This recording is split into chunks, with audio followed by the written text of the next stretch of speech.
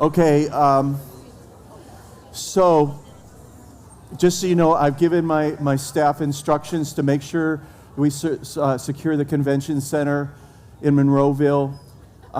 We had that, and they canceled on us because they said they got to refurbish. And then after it was too late, they said, just kidding, you can come, and it's just like too late. So anyway, I apologize that it's so crowded, but we did have the plans to hold 1,100 people, 1,200 people. So there's a lot of people in the overflow room. There's people in the hallways. They're standing. We're sorry about that. But the Lord has instructed me this morning to make this a target city, this area. So, which means 3 times a year. All right, so I say that because I like to give the devil a heads up so that he just puts white flags up and leaves. You know, in other words, you just give him a shot over the bow, a tracer round. Just give him a tracer round. Tracer round, if you don't know what tracer round is, you know, Google it. But it's just there's a warning shot over the bow for this area. You're my peeps. And we're gonna make history together in Pennsylvania. Amen. Okay.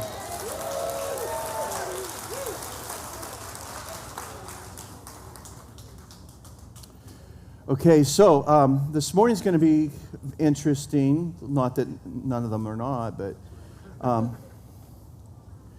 anyway. I got a couple of things I got to cover this morning that the Lord has asked me to do, and I also have some things to show you. And in Coffee Talk, this is the reason why we have Coffee Talk now, rather than for the last several years, is because the congressional hearings that whistleblowers coming forward, some of those situations I was privy to, I mean personally. So I was not allowed to talk about them because they'll come after you. And so when these whistleblowers come forward and they start saying certain things to Congress, then that gives me permission. In a weird way, it gives me permission to talk about it because it's no longer just my fault. In other words, I was directly in contact with people that were involved with these situations or their friends. Okay, so I've known this the whole time, and I go back to when I was with the Lord in that vision, in that first book, when I was in the operating room. I saw that all the conspiracy theories were not conspiracies at all, that they were all true, that most of them were true. In a glance, I saw that it was much worse behind the scenes than what we knew, and that it was more diabolical. And I didn't want to come back because of that flashed. So if you imagine being in my shoes and just being just like you, I grew up here, and yet I have this happen to me where I see the Lord, I'm in heaven, and I look back and I see what's on the earth in a flash behind the scenes in the other realm. It'll shock you. And I realized that a lot of things were connecting the dots. There were a lot of bridges made across certain things, and I understood everything in a flash. I understood certain things, and I realized that's why the Lord just wants us to focus on preaching the gospel, is because it's beyond us. But I'm given permission to share certain things, but they're already starting to come after. They already change what I say. So like I watch my videos, and I say things like there was no Noah's flood. When I talked about Noah's flood, they changed. Somebody said that I talked about polygamy last night. They asked if I was a polygamist, and I thought, well, what did I say? Or what did they change? So AI can change what you're saying, and they're doing it. So we're getting lots of complaints that I'm saying things that I'm not saying. And they're just changing it. And they change it live, because there's a 6-second delay live, and they actually can change it in that 6 seconds. They can take whole sections out. So if I start talking about the blood, if I start revealing the secrets of Satan that he doesn't want Christians to know about, they take that all out. Hello? Okay, so With Coffee Talk, I realized that they're going to start to do what I've known for 30 years they're going to do at the end times. They're going to start that clicking those things up. So this is where normally you'd lose half the people. You know, you start talking about certain things and you just lose half the people. So, like half the people want to be in debt. So if you start talking about getting out of debt, half the people, I guess they're fine with debt, and they think that's part of life. But who said it's part of life? Because the Bible doesn't teach that. It says, "Oh, no man anything, but to love them." So I don't want to owe anybody anything, except loving them. I'm in debt to loving you, right? Okay. So the things have changed, and Coffee Talk has become very, very popular. Where you'd think that it would become very controversial.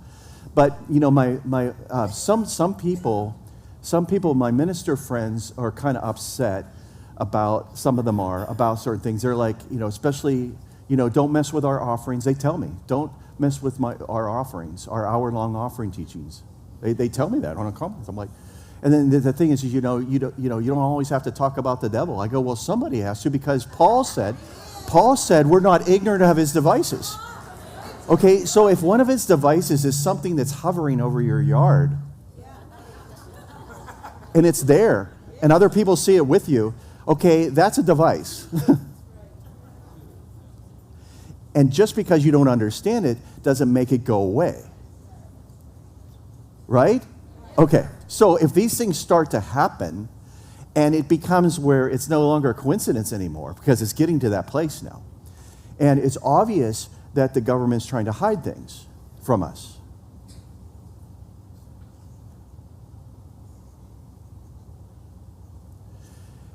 And if they start to change the narrative of things, if you start to see your Bible versions change on the next update, when you download the next update of your Bible and verses are missing, which are happening, then that's they're not telling you that. They're just doing it. So if you take your Bible, your hard copy, and you compare it, you got to make sure that what you have is in line with what it was in the 1500s.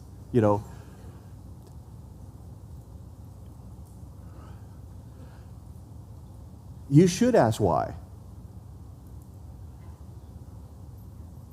You guys are a lot smarter than you think, and we've been all dumbed down, taught that we're not supposed to know certain things and don't ask certain things, So anyway, Coffee Talk came to pass for that. So I want to show you something, because this will save me like the whole science class of doing this. I have stuff that I get.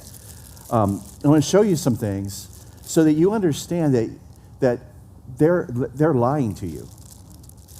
Okay, so you can see these. I got two platforms up here, and they do this stuff in broad daylight in front of you, but they won't tell you anything about the Earth's magnetic field or gravity. They won't talk about anything like that because it's classified, but you don't know it's classified. But there are fields beyond what you know, and the scientists that know these things, they are not allowed to talk. The people that know things, they're told to teach a certain way, but they get you on a rabbit trail. So like here's a light bulb.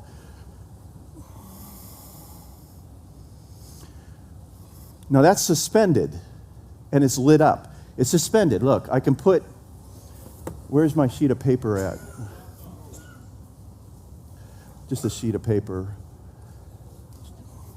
Anybody have a sheet of paper? No, that's too thick. Thank you. Yes. Appreciate it.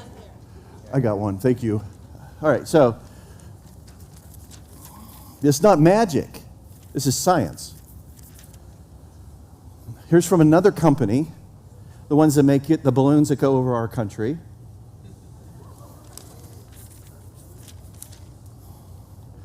Okay, now I can spin this, and it'll keep spinning forever. Now figure that one out, because everything deteriorates in this magnetic field. Nothing keeps going forever unless it's in a vacuum in space. See, but I can go into this and I can teach you for hours on Einstein's theory and that, and you'll just say, you know what, I need to go. I need to go to Chick-fil-A. Because it's going to be too much for you. So what I do is I'll give you references. I understand all this stuff, but I'm not an official scientist. But I can read. Okay, so look at that, it's still spinning. Okay, so if this is unlimited energy, and I bought this on Amazon, okay, so this is right in front of us. You're watching this, and these things will just keep going until another force is acted against them, and I can switch directions.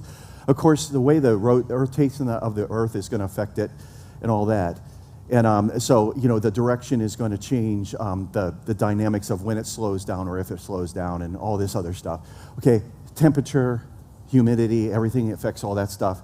But, I'm a doctor of theology, not a doctor of science or a doctor of biology or whatever. I know that I'm a male. I know that I'm a man.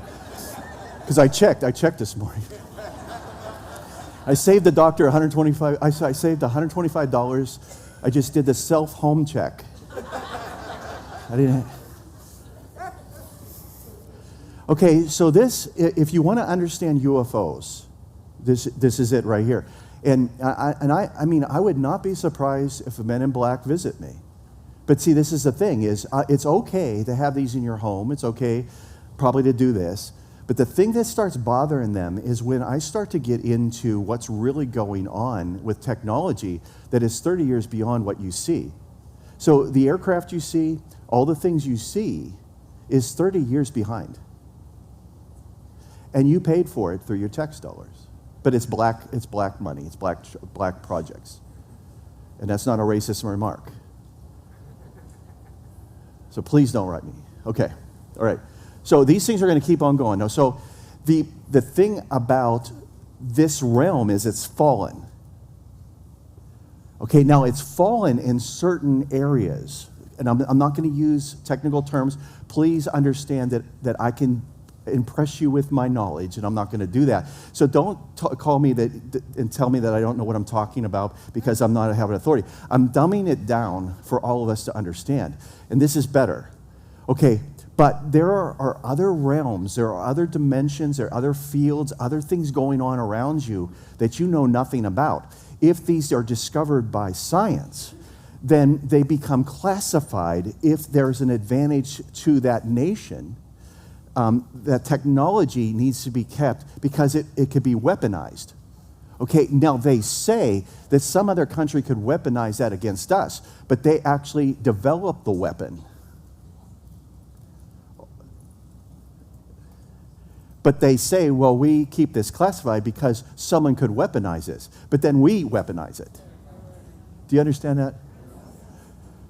So this isn't a conspiracy. This is just the way it is. This is like in every day when I minister in Switzerland, we go by this factory. And I ask the pastor, what's this factory? He goes, they make ammunition there. I go, this is Switzerland. You guys are neutral. Yeah, but, so you can't have a gun because they're neutral country, but they make ammunition and sell it. Well, wait a minute, that's not... Okay, so what happened to the ethics and the morality of what you believe in? Amen. Money corrupts everything. Yeah. Okay, so this technology, now, though this is how these craft work. Okay, so these craft, at one point, stuff was falling out of the sky. There was 9 of them, not just one that you heard of. There was 9, and some of them were close to where I used to live. Okay, so if you look at the year when these fell out of the sky, and you look at what was happening, and you see all the government agencies that have 3 letters, they were all formed after these things fell out of the sky. I'm trying to help you here. Please don't be critical, because I know how you are, because I'm that way. I'm like you. You got to be careful. You got to weigh it for yourself. You got to do your own reading and investigations. However, how can you explain how these things are still, this is free energy. They're still turning in the direction I turned them. That's free energy. They're lit up without a wire, and they're levitating. Okay, so can you imagine if you got substance from another star system where the bond, the electronic bond, the electric bond, the magnetic field, when you have that bond, instead of like 8 protons and electrons going around it, you have 32, which if you look at the periodical charts, element 115, which my friend is found is what they're using out there, and he's the one that everyone knows about that blew the whistle years ago. Well, I was best friends with his friend. I know everything he's saying is true. But they had an element, 115, that they slammed him, and all of a sudden it magically appears on the periodical chart now. But you're talking where you used to have like 8 and 10 electrons in this atmosphere that we're in. You can't make gold. Gold is a mystery because you can't up lead 1 notch on the periodical chart and make gold. Why? Because there's no bond in this atmosphere anymore because it's all fallen. You have to have a substance that causes the magnetic field to be stronger, and then you can have polarity and you oppose the poles like you're seeing here. Okay, so you can generate this. Don't let them fool you. You can generate these, and you can have these wave generators. It's all about gravity, and it's a wave. Gravity is a wave, actually. Okay, you have the bond of substance from another realm, which is what the fallen angels did. And so when they had that substance on them, and you can see this in the Sumerian, if you got to study the Sumerians, because this is where the Anunnaki came. This is the star gods. These are the fallen angels. This is Nimrod. Nimrod was one of them. It says he was a Hagaborum, which is one of the hybrids. He was the same as Goliath. Nimrod, who built Babylon, who built the tower, and God chased him away, and he became Gilgamesh. He went over to Sumeria, to Ur. Guess who lived in Ur? Abraham. If you look in the architecture, in the art, these lizard gods, they're lizards, and they have purses. And they would carry that substance in the purse. Don't let them fool you. I'm telling you, you're not going to hear this anywhere else. They would have a watch. You look at the art. They have a watch on their wrist. It looks like an iPhone watch. Okay, look it up. In different cultures, you see these gods come in, and then they disappear. Okay, if this looks supernatural, but it's totally understandable. But yet, how do you fit? You're looking at this, it's like this is right before your eyes. Well, what if these fallen angels could tap into these other dimensions by bringing in like a meteorite? So that's how it all happened. If you have a meteorite coming from somewhere else that has a different substance in it, like 115 in it, which has 64 or 32 electrons, that's a whole bunch of a magnetic field that will change. If you have that substance, it changes the whole field around you. Now, it doesn't affect anything. It doesn't harm anything. It just negates gravity. Okay, so this doesn't harm me. There's nothing going on here that's going to harm me. It's just a field that is concentrated in a certain area, and then if you balance it out, now it's not going to work because it's mad at me.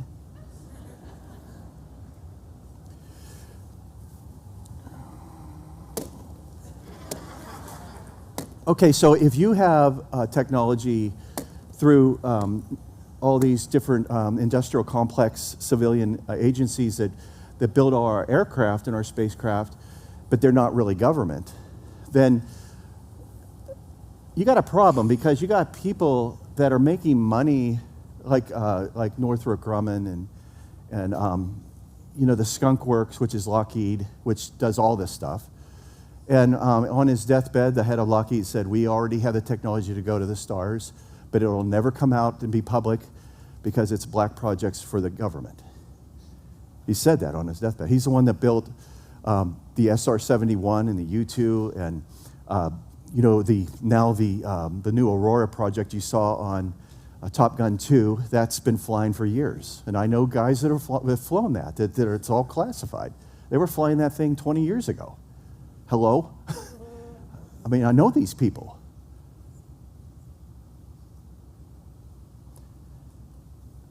So if that's happening, if that's available to us, then why do we need an electric bill? Because if it has to do with magnetic field, it's free. Okay, so that's what Nikola Tesla found. And he wanted to make it all free and wireless. So he could transfer it wirelessly, which is happening there. Okay, all of a sudden he's done, and he disappears, and all his work is gone, and it shows up at General Electric. Hello? Is this too much? The only reason I'm saying all this is because as Christians, we're not stupid. Okay, so if you have this going on right here, it's available.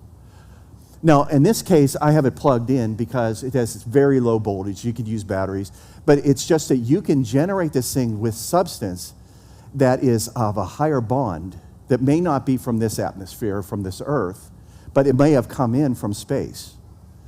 And so these Anunnaki, they had the ability, you couldn't get close to them because that's what happens when you have this field, not only in a craft where you negate gravity, there's literally nothing working against the object, it becomes weightless. And if you really want to look at this, the guy who, the most prestigious magazine you can get in engineering is the Air and Space, let's see, I'll think of the name of it, that you can't actually get it unless you're an engineer. I got it because I became a pilot. But Aviation Week. Now, the guy that used to write for that is Nick Cook.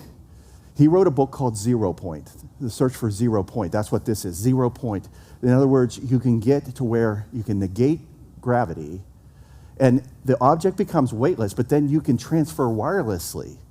And so there is technology. Don't let them fool you. On these new aircraft, you watch them fly, there's no way that they can fly like they do, because they have to have airflow over the wings, and you look at things and they shouldn't be able to fly like they do. That's because they have this technology in there. Don't let them fool you. If you read Nick Cook, he uncovered all this stuff because that's his job. And he understands all that technology. And so he keeps knocking on doors until he gets some hints. And so that'll save me a couple hours of teaching all this. Okay, now why am I saying all this? This is spiritual. Because see, God made the worlds with his word. And so it's very powerful, the bond that he produced that caused all this to stay. But it says that it is held together by his word as well. So it's also maintained. That's what we're looking at here. Okay, so there's things that are invisible. Now, how many of you, honest with me, you're looking at that and this, because this happened to me. How many of you had a gotcha moment when you saw this? I mean, even though you probably thought, well, yeah, but really, when you look at this, think of this. This is always available to us. So in bigger quantities and bigger generators and things like that, you can make this building weightless. We can be weightless. Not only that, it's interesting that you can change the whole effect of airflow. I just don't want to get into it with you because it's classified still. But you can polarize surfaces and you can negate drag. And yet, we burn so much fuel on our airplanes because of drag, because, the wind going over it. And so we do things to save fuel for Warrior Nodes all the time. We found ways by going higher where the air is thinner, and we stay up there longer, and we have throttle settings that are more over 5 hours. They're going to save a lot of money. So we save about $100,000 a year per airplane by just doing things based on science that we're not like really being told. But I got smart pilots that think for themselves, and they're really smart. And they say, listen, here's the algorithms, here's the data. So we look at all that and we say, okay, if we do this throttle setting, we're only going to be 3 minutes late, but we save hundreds of dollars worth of fuel for just 3 minutes. Like, I'm not going to burn $300 or $400 of your money to get in 3 minutes early. And not only that, when you get in here, it's busy and they delay you anyway because you were too fast, right? So there's counterproductive. There's a certain curve where where your acceleration and your speed, it starts to be counterproductive. Okay, so this happens with anything, with you, like fasting, giving, all the things that we do to initiate a spiritual contact or a spiritual event. We do things to try to nudge us into that other realm. Sometimes it becomes counterproductive because you do it too much. You don't need to do it 40 days. Moses needed to, but you don't need to do 40 days of fasting. Because what you have is available to you even if you have a double patty burger with extra cheese. So in other words, what is available to you, Jesus Christ has gone through to the inner court, the Holy of Holies, and ripped the curtain, and now a new and living way has been made for us. So that there is no mediator, there's no pope or pastor between you and God. You go in, right? See, 2 years ago, you wouldn't have been like this. See, everything is starting to change. I notice this everywhere I go. When I say that, I usually get food thrown at me and stuff, But the thing of it is that as you become more aware of science, it will confirm the things that are going on behind the scenes that we don't see, we don't hear. Science with sensors, pods on your airplane, they can see, your security cameras can see things that you don't see. And we have evidence of these entities walking through our headquarters, and we've had to chase them out. They're on film, and they're hideous. Yeah. They're not from another planet. They're from hell, But they don't, my point is this, just because I went to Kenneth Hagin's school and got a faith degree, they don't stop coming through sometimes. They don't stop harassing you just because Kenneth Hagin laid hands on you, or Kevin laid hands on you, or you fasted for 40 days. Sometimes these things are just as belligerent as Nimrod was, and all these giants were. The giant laughed at David. I wouldn't have been laughing, and he ain't laughing now. Okay, but my point is as we get more educated, and I'm not telling you that science is a religion or anything. What I'm trying to tell you is if you look at the true meaning of science, it is observation. Yes. So that means that you can observe something, and it is a fact, but it may not be the truth. Okay, it appears a certain way, but is it really that, or are you being deceived? Because, professors, Gary Nolan is the head microbiologist in the world. He's up for Pulitzer Prize. He doesn't even believe like we believe, but he has had it with the government. And so he's coming very vocal, and he's saying, listen, he said, the CIA brings all this stuff to me at Stanford to test, and it's from vehicles that aren't from this realm. Gary Nolan, you ought to listen to him. He's an amazing man. I want to have lunch with him, not with your favorite preacher. I want to have lunch with Joe Rogan and let him just swear and stuff while he's talking. I want to hear what he knows. I want to know what these professors know. Annie Jacobson, amazing. She's done all of the research, and she has uncovered all this stuff and how we got this technology. It was from Germany. And all the 1,500 scientists that we brought over here, they all skipped the Nuremberg trials. How did they do that? They're all SS. They're all under Hitler. They became the heads of NASA, heads of all of our departments here. Hello? Read Annie Jacobson. Saved me 4 hours. Okay? So if you start to get educated, what it confirms is that the governments know this stuff exists, but they can't stop these entities because they're from another dimension and they can go back and forth. Does everybody understand that? Because I need a sip of coffee right now. Okay, so because of the Earth's rotation, this has actually switched directions and is now turning the same way as this one is. Now, it's disrupted right now, and it's going back and forth because probably my magnetic field. But the bottom line is this, is that the worlds are fallen to where we only see 1/6 of light. Just check it out. It's on the internet. It must be true. But so we see 1/6 of light. That's the colors of the rainbow that we see. Okay, but there's all kinds of other spectrums. There's 5, 6 left. They have sensors now that will open up, and you can see these things as well. There's also pets. Your pets can hear things that you can't hear. Okay, so there's spectrums that are not available anymore. They're there, but they're not available to us. That doesn't mean they don't exist, okay? So your eye, for instance, it only sees me. You only see me because light has been reflected off of me back to your eye. If there was no light coming back from me, I would be invisible to you. You would hear me, but you couldn't see me because the light has to return to you and form an image in the back of your eye. Give it to the brain, and it's upside down. Now listen to me. If light doesn't return to you, you don't have an image. So you have to have other things like radar. So we have Doppler. We have all kinds of different radar. In our airplanes, we have different types of radar. So objects that have been in my airspace that shouldn't be there, they don't show up on one radar, but they'll show up on another type of radar because it's a different spectrum. And so you have an object that the air traffic controllers say isn't there. I go, well, you got 32 of them out there. I go, no, you're the only one up there over the Gulf right now because it's almost midnight. And it was just me and my wife and the first officer. And I said to my first officer, I said, I just want you to know, because this happens to me a lot. What, do you see all those? He goes, yeah. He goes, what are they? I don't know. So we call, there's nobody up there. I go, yeah, there's 33 of us.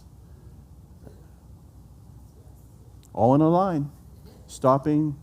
And I've seen these things do right angles at thousands of miles an hour, go from where we're at up to 60,000 feet, which you're not allowed up there unless you have permission, come right back down. I've seen them, the pilots say, do you see that? Because it just moved 60 miles over here, and it's as big as a house. And I go, do you see that? I go, yeah, I see it. He goes, well, you look in the radar. It's not on this radar, but on the weather radar. It's on the weather radar, which is it's Doppler. Okay, so we're getting a return on one, but we're not getting a return on the signal from the other one. Does everybody understand that?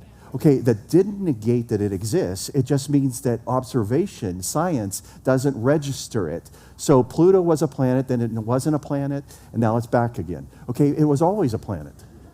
But fact or observation skewed everything for a while, and they had doubts. And so the Earth has become flat, I guess, but then it'll go back to a round ball again. You know, in other words, they'll throw data out at you, and it'll be so convincing, and yet it'll just, the same with the Trinity, you know. You find out now that your favorite minister doesn't believe in the Trinity. Well, it's like you need to pull the plug. Because Jesus was, you know, on the shore there of the Jordan getting baptized. And so Jesus was Jesus. He got into the water, and the Father from heaven spoke audibly. Said, this is my Son, whom I'm well pleased. Listen to him. Okay, so Jesus throw his voice. Okay, guess what? The Holy Spirit shows up. Oh, no, we got 3. Holy Spirit comes down as a dove on him. Is that Trinity? So he says, me and my Father are one. And everybody gets flipped out. But how do you explain that? That thing's levitating, but it's also transferring power to a light bulb. So you got 2 things going on there that you can't explain, but you're observing it. So now it's science, it's fact, but you can't explain it. So if something is hovering over your house, an object, that doesn't mean it doesn't exist. And unless it's classified, then it doesn't exist. And that it is classified. It will always be classified. That's why they changed it. UFO were the things that they found that fell out of the sky. UAP are ours. We can go to Chick-fil-A now. They changed it to UAP. Those are ours. All those pilots are testifying, this is a scam. This whole thing is a scam. That's our technology. And they're testing these pilots. They clocked them at 23,000 miles an hour. They went from 80,000 feet down to sea level in less than a second. It's all on tape. It's all on the ship's docks. You can listen to it. I'll even give you, if you want, I'll risk my life. Yeah, the video you can watch if they haven't taken it down yet, of the guy that was actually manning the ship that was directing the F-18s. The guys that are testifying in Congress, that really happened. But I was told they are ours now. The Phoenix Lights, I was told that's us.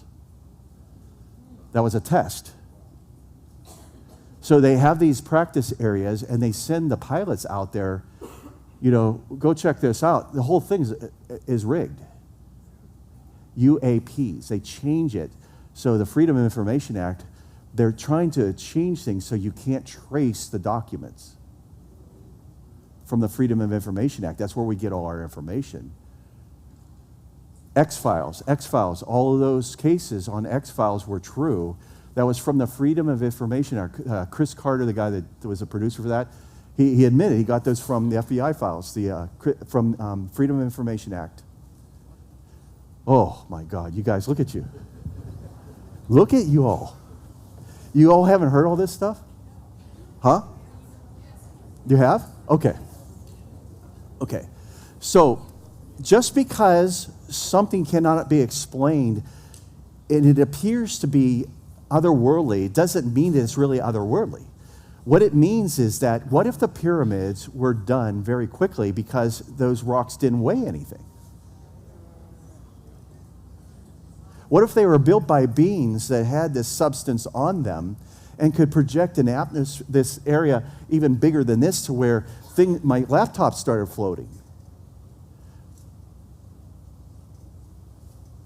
What's happening is another field is become stronger than the field of gravity, and it negates it so that it becomes weightless. And there is not the things like with momentum and drag and all that. None of those things work. So I've seen this happen. It actually happened over my house in Phoenix in broad daylight, and I saw these fields being projected over this object. It appeared to be a UFO, But the fields were projecting in front of it. I could see it, and it was coaching the air. So this thing was going very fast and did a right angle turn at 300 knots, and then disappeared, and then reappeared again.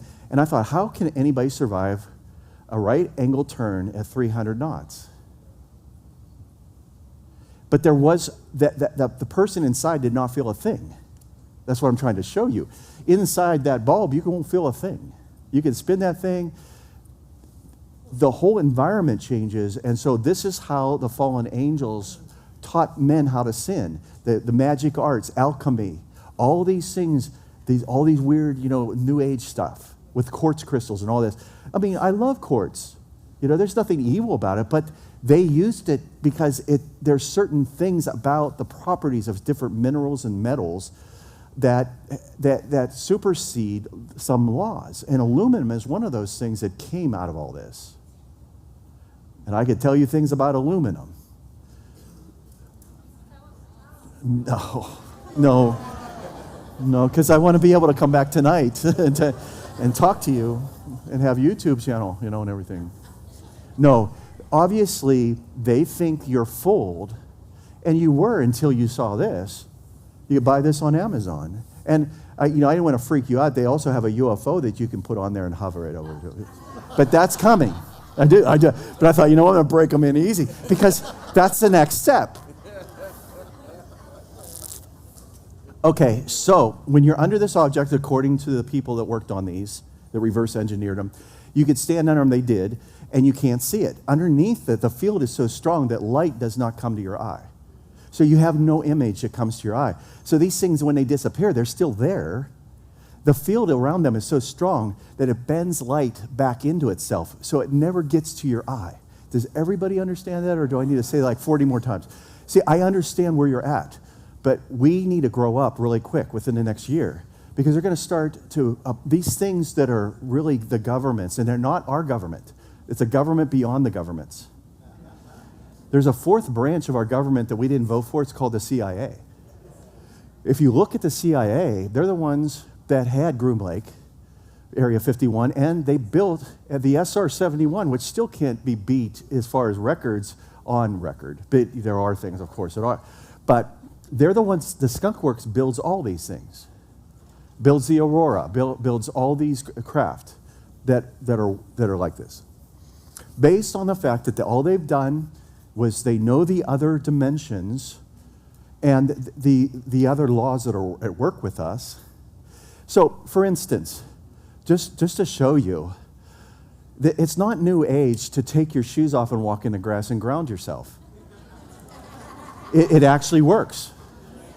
If you take supplemental minerals and drink a lot of water, you really are a battery anyway, whether you like it or not. If you take more potassium, which they don't want you to take magnesium, potassium too much, because it'll actually heal your heart and all your elements. If you start to take too much of something, you'll actually get healed. Because you're a battery. You're literally a battery, okay? You're a lot of water and your minerals, and there's a lot of electrics going on inside of you. And you have to realize that you're a spiritual being, but you're a physical being and you're a mental being. You're mental too, you know. Okay, so the dangerous thing about a human being is that we have a free will. So we actually can disobey instructions. We can actually just go our own way and do everything we want. But I don't want you on the highway with me if you're going to be that way. I see it all the time. I'm thinking, if I were in charge, half of you wouldn't drive. No, I'm serious. Because, and you can ask my wife, I fly 4 flights a day. 4 flights a day at 600 miles an hour at 45,000 feet, and nothing happens. But I get in my car, and it's an 8-minute drive to my house, and I almost get killed twice. I drive 2 miles a week. I fly thousands of miles a week, sometimes. It is completely safe to fly. I fly fighter jets upside down. It's completely safe, predictable. I just did it 24 hours ago. But I have apprehension getting into my car. Okay, why? Because the laws and the rules up there are very strict. And if you shouldn't be flying a plane, you're not going to. But the laws about driving are like, you know. So you realize that if I drink one beer, I cannot fly for 3 hours because I would be inebriated past the limit, the legal limit with the FAA. So 1 beer, I am not allowed to fly a jet.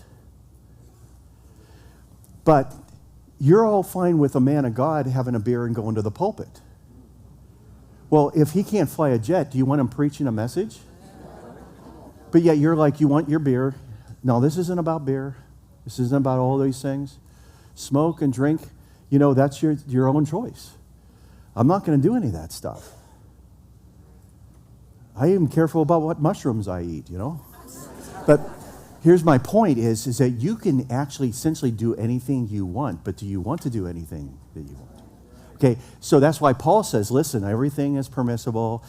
Some people are weak in faith, but you know what? For the love of your brethren, if they are weak in their faith, then don't drink. Don't eat meat that's been sacrificed to idols. Don't do these things. It's for the fact that others, that we will never have alcohol in our house because Kathy got delivered of alcohol. Okay, so we're not going to drink. I don't miss it. I don't play my songs from the 80s and sit and cry. Okay? Here's the thing is that we're physical beings, we're mental beings, and we're spiritual beings. However, we have choices to make in each of those realms, okay? So what I'm trying to say in Coffee Talk is that the powers that be that are really in charge of the world, that are of Satan, they control all the avenues and venues. At the highest level, they keep information from you.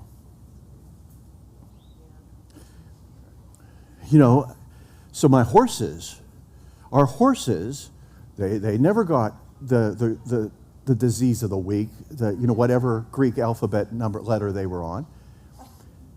So I thought, you know what?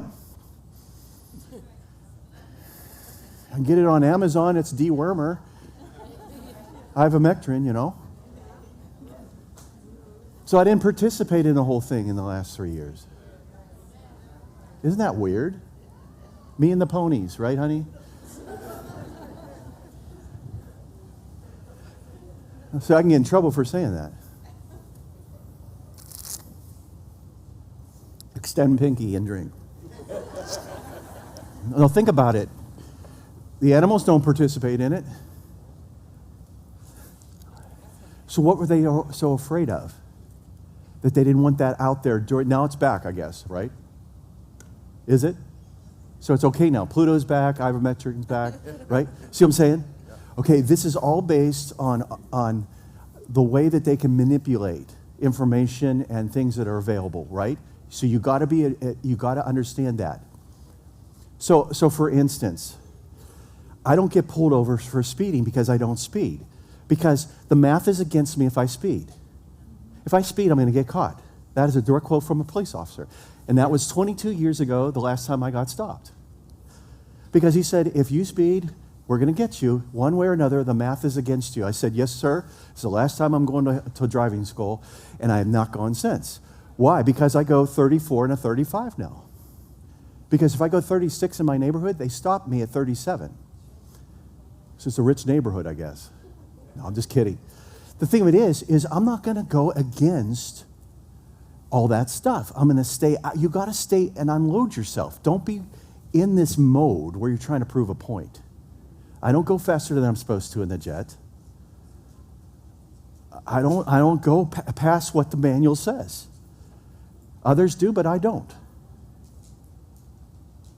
I'm not here to test the parameters. Somebody did that, and there's a smoking hole where a test pilot did that. They got paid to do that. They had a parachute. Well, we have parachutes too, but we don't use them, right, Chris? We don't use them. But not in our corporate jets, of course. But my point is this: why push an envelope that's already been established and it's not your track? In other words, I don't get pulled over because I don't speed. But if I do get pulled over because of a headlight or whatever, I say, it's my fault, I'm sorry. But when I stop, I reach over. Well, I don't even do that. I put my hands on the steering wheel and I just sit there with my seatbelt on until I ask the officer what's wrong, what's going on, what I do wrong. I turn myself in right away. I don't like, hey, I need representation. I have my rights and call a supervisor. No, it's like I'm armed. I have concealed and carry in my wallet. Over here is my registration, everything. Can I reach over and get it? I cooperate. I have nothing to hide. And I have everything ready. And I don't get tickets. I just get my headlight fixed. Okay? Do you understand what I'm saying? Is that if you push certain things, then you're going to get a response. But you've escalated it. Okay? This is the way it is with all this stuff. You leave the UAPs alone. This is the trick right now. When you're hearing all this UAP, they're doing this as disinformation to get away from the real fact that they cannot stop these entities from coming into this realm. Hello? They have that is what I've been told. They do not want the public to know because they cannot control it. But they have the technology based on science, which is different. It's not always the same, but they also have crossed over. The CIA has crossed over into the spiritual realm, and they have actually departments where they use psychics. You know that, right? And they can travel. They have remote viewing. Project Looking Glass.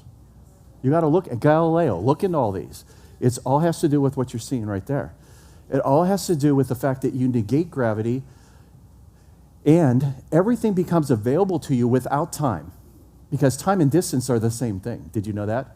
It's time and distance are the same thing, because it's relative. How long it takes you to go somewhere is time, but what if it's instant? But it's many miles. Well, then the numbers get kind of confusing, don't they? If you can go hundreds and thousands of miles in a second, then the math doesn't seem to work, and unless it's space-time. Space and time are the same thing. In other words, how fast you get there is really more important than the distance you travel. Okay, all right. So Jesus could walk through walls, and yet he had a body. He could eat physical food and then walk through a wall. And the food didn't stay on the wall. Okay, angels could come and they actually ate. They cooked and then they ate with the people and then disappeared. But the food didn't drop to the ground from their stomach. It didn't stay here, okay? Angels in the Bible would draw their swords and slay 185,000 Assyrians with a sword that doesn't exist, okay? So it was physical to those soldiers who died. How did Jesus walk on water? The water obeyed him. The water became a foundation. Okay, all right, that's enough of all this. Y'all are maxed out, I can tell. What's that? B-17, there you go. You get it in from a seed. I think it's, I've taken it. Kills cancer. But I'm not a doctor. Do I have a nurse here could come up and say this so I don't get in trouble? Listen, if you would just take zinc and magnesium and potassium, you know, you wouldn't believe what you could throw away from the pharmakeia. Your body needs certain things that there's not readily available anymore because we have not allowed our fields to lay fallow every 7th year, replenish all the minerals. Hello? So we would do that here. I mean, you know, the farmer I work for, we laid it fallow on the 7th year. Every time we actually planted alfalfa, which is in Arabic is the father of all herbs. It's called alfalfa. Is the father of all herbs, and those roots could go down 15 feet in some instances. And we would put that in the field, then we'd plow it under. Can you imagine that? All the horses were crying as we were plowing down the alfalfa, you know. But we would plow it under, and then all those minerals from way down deep in the dirt were pulled up through the roots. Then we grind it up, leave it in the ground for the year, and then the next year we could start the next 6 years and have our crops. This is all in the Bible, okay? So if you don't do that and you don't obey, you don't, like, you're going to wear yourself out if you don't have a Sabbath day rest. You're just going to wear yourself out. And the same thing with the tithe, whether you like it or not. Jesus actually, Mike, that's verse you sent me. I was looking for the translation of that. I got my phone right here. No, I don't. Where's my phone? There it is. For the tithe, you know, Abraham tithed before the law. So the tithe is not part of the law. It is now, but it wasn't. It was something that was instituted. You sent me the verse because I forgot it. I'll find it. Okay, here it is. Luke 11:42 in the New Living Translation. In the New Living Translation. What sorrow awaits you, Pharisees, for you are careful to tithe even the tiniest income from your herb garden. But you ignore justice and the love of God. You should tithe, yes, but do not neglect the more important things. So this is Jesus saying you should tithe. He doesn't negate tithing. Sorry, y'all. Please don't leave. I'm not going to ask you to tithe. It's okay. You know, these are things that I have to show you because there are certain things that are in place. But tithe was never yours. It unhooks you from the world system. So God looks at it as like the tree of the knowledge of good and evil. That was his tree. He could eat from it. And I'm sure he did in front of Adam and Eve. But he can eat from that tree and not be seduced. Knowing good and evil, he could still just do good. But we were not God. We were like him, but we were not him. And so we couldn't handle knowing evil and still choose good. The tree was an example of the tithe. It was never yours. That tree was never Adam and Eve's. That was there to remind them that they're not God. I'm telling you, because they never died, they never got sick, they never had to work. They could say something and it would happen. After a while, you could start to think you're God, just like some ministers. You're like Steven Seagal, above the law, you know. You know, and when the law doesn't take care of it, Steven Seagal will come in and chop you up with a badge, you know. I don't know what agency it is, but, you know, above the law. It's like, yeah, and think about it. We have these heroes, Robin Hood, Martin Luther, King, JFK. We have these heroes that took up the voice of the people, and they got too popular, just like Jesus did. What did they do to Jesus? They killed him. Okay, so Jesus, they can't stop him. They go to throw him over the brow of the hill. They try to kill him. They plot to kill him. They can't. He walks through the crowds. How did that happen? That's what's happening here. There's other laws at work that we know nothing about. Okay, so he goes ahead and raises Lazarus from the dead, and everyone knows it. Even CNN couldn't disprove it. It was like totally documented. So everybody knows that Lazarus is alive. So what does the Pharisees do? It says they got together and plotted how they could kill Lazarus and Jesus. So now they're going to kill the evidence. And that's what they've done with your science. They've taken away people's ability to know.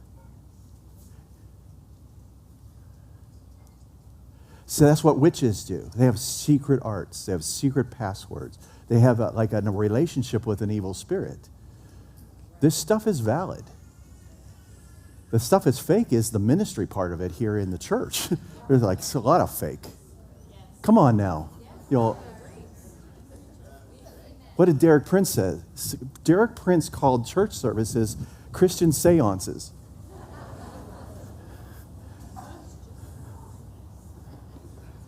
So if I can tell you what's in your wallet, does that make me a prophet? It means I could have an evil spirit, a familiar spirit. Because no one needs to know your social security number. And that doesn't impress me, but I've had that happen. I've had evil spirits. They want to tell me, we know who you are. They would give me information. I go, I know my address. I know my mom's name. And they're like saying that stuff. I'm thinking, this is just like some ministers. Like, why? That's like needless information. So I've sat in these services, and these, I could name these people, you know who they are. They would say, there's a $100 bill in your pocket. It's got this serial number on it, and the Lord said, give it to me. I've been in those services, sat there, and watched a person I'm like, don't give it to him. You're giving it to the devil. Okay, so these aren't gifts of the Spirit. They are gifts of the Spirit, small s, but not big S. Now they're going to change that and make it something I didn't say.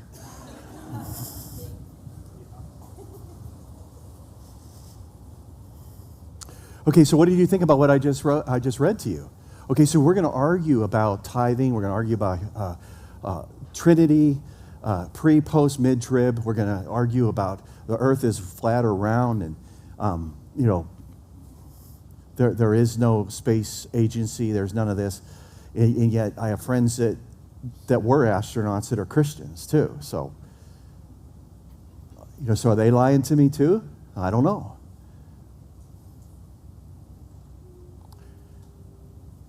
But a lot of friends have risked their life to tell me things that I shouldn't know.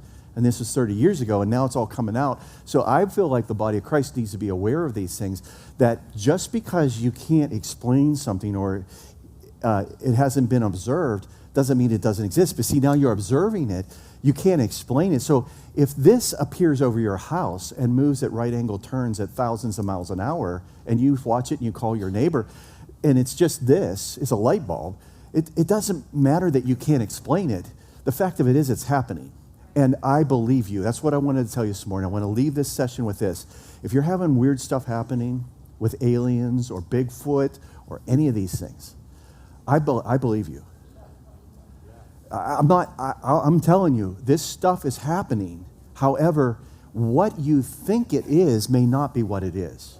Okay, the reason why is that Gary Nolan, if you check him out, very world-known, very, very, very reputable, and yet he's very vocal and he's still alive. But he says, I'll probably lose my Pulitzer Prize over this. But he said, I took pictures, my professor friends take pictures of a flying saucer. And he said, we saw it, it's a disc. on the film, it shows up as a starburst. It's just a little star. It's like a light source. It's not even has a shape. Okay, so he's like, what really happened there? Is there technology can project a certain shape where it shifts? Shape shifting. Okay, so what they saw was not what showed up on the film. Okay, so this is the way it is. When you go to an Air Force base and you watch an air show, if the stealth fighter or the B-2 bomber goes by, your camera may have a hard time focusing on it. That's because of the technology will not allow a return to your camera to make an image. It's stealth technology. It has to do with the shape. It has to do with the skin of the airplane. It has to do with the top secret stuff that I want you to read in Nick Cook. It's not top secret anymore because the book is on Amazon. But they have fields like with the electric flow where they can take the positive of electric flow and put them on the leading edge of the wing and put the negative flow on the back, and it causes a flow of air, but it negates the effects of drag. And not only that, you can lose 5% of your weight by having a gyro inside of your airplane. Just when you have that, when you measure these things weigh 5% less with this is the technology. There's mysterious switch in some of these airplanes. Read Nick Cook. He is the authority on all this stuff. He does all the investigation for a very reputable magazine. Okay? Can we go on? No? Okay. All right, so that one's still spinning. I can make this one. This one's still spinning a little bit. Okay, so how do you explain that?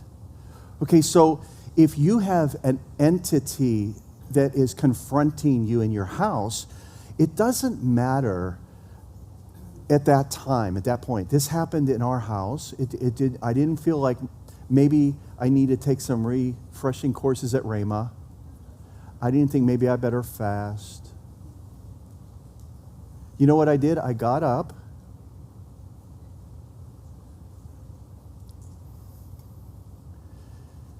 I said, I have the title deed to this house. I paid cash for it. This is our house. And I told the entity, you will no longer come through here at night. Because he was coming through at night, walking right through the house. We could hear him. We could see him. Acted like we weren't even there. It's just like something that this thing had done for years through the previous doctor that lived there that allowed it to happen. So this entity, we had to tell it, this is our house. The doctor doesn't live here anymore, and you don't make a shortcut. It was going across from our streets, through the house, and over to the golf course, to the clubhouse. And he was going through the house. And then, so we addressed him. We said, this is our house. We own the house. And we forbid you to be here.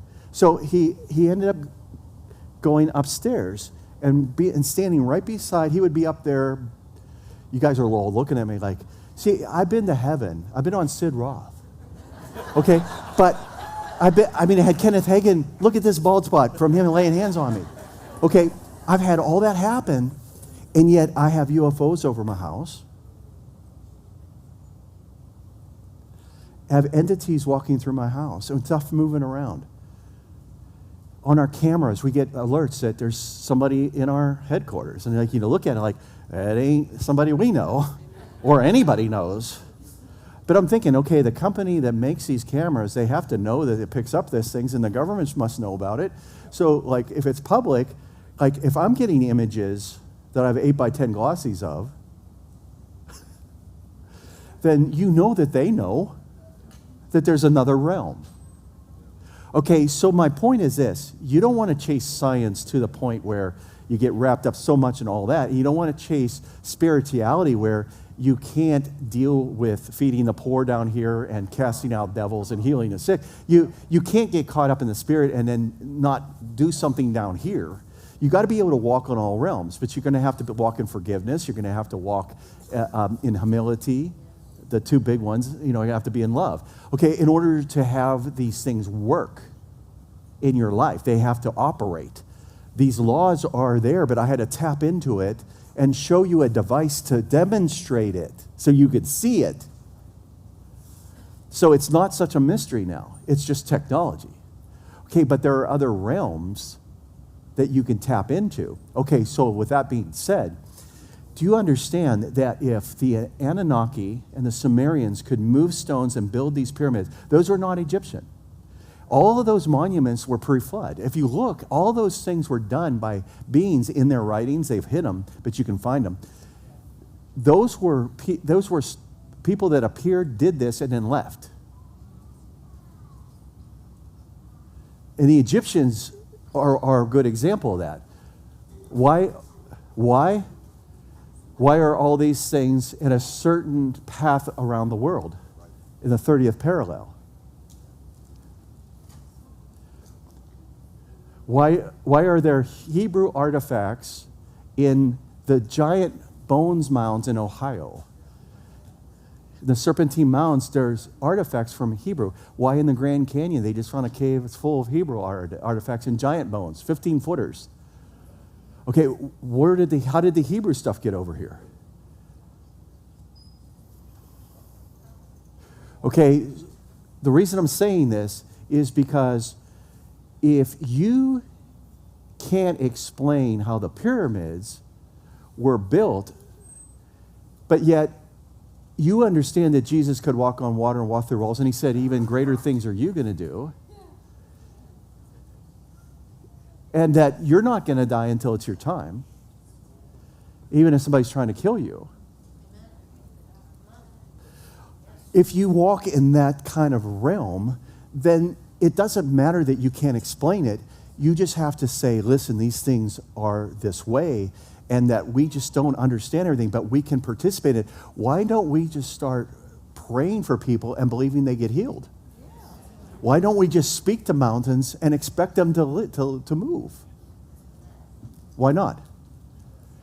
Is there any difference between that and this? Okay, in other words, you can't explain this, but I'm demonstrating it. They're still turning. So in a vacuum in space, if you push something, whatever that speed is, it'll keep going for eternity until something else acts upon it. That's in a vacuum. So we've created a vacuum here through magnetic field to where everything's suspended. Well, what if you could do this with an aircraft to where there's no drag? Well, then all I would need to do is accelerate to the speed I want, and as long as that field, which I saw happen to their demise, they don't want me to have seen that, but I saw it. It was coaching the air to separate. I saw it separating in front of the craft before it got to it. It was coaching it. It was telling the air, get out of the way, I'm coming. And it was slipping. You could see these craft on film. They slip through. They go. There's no resistance to the air because it's negated. Okay, this is science, okay? However, what about us as Christians believing in miracles? Do you see what I'm saying? Well, the deceit will happen in the next couple of years is where technology will be revealed, and it'll be projected as our God. And the AI and all this stuff, it's all working its way to where we have handed over our will and our rights. In the banking sector, in the medical sector, every sector is already there, but we cannot permit it to come forth. Like every generation has stopped it. It creeps, but it hasn't come forth to where it controls. It's controlling you, but it's not visible. So in these last days, we are being activated into something that has been given to us already. I've had people from Africa tell me the date when I was there and preached. They were at Bible school. They said, you appeared at this and you preached to us for 20 minutes. Well, I was in prayer on that date, and I just thought I was having a vision. But I actually went there. This has happened several times. I just don't talk about it because I don't want everybody clicking their heels 3 times and saying there's no place like home and thinking it's going to happen because I didn't initiate it. It was God. And I think that's the problem that I'm having with is that we kind of misrepresent these things when, if you look in the book of Acts, I don't know if you know this, but those angel visitations, sometimes they were 20 years apart. That didn't happen every day. The book of Acts was years apart from that writing. Those things did happen all the time. So you can't let people say that they go to heaven all the time. I mean, I have friends that say that. Like, they don't go to heaven every day. They tell me that. I'm like, well, you're not being on my show then.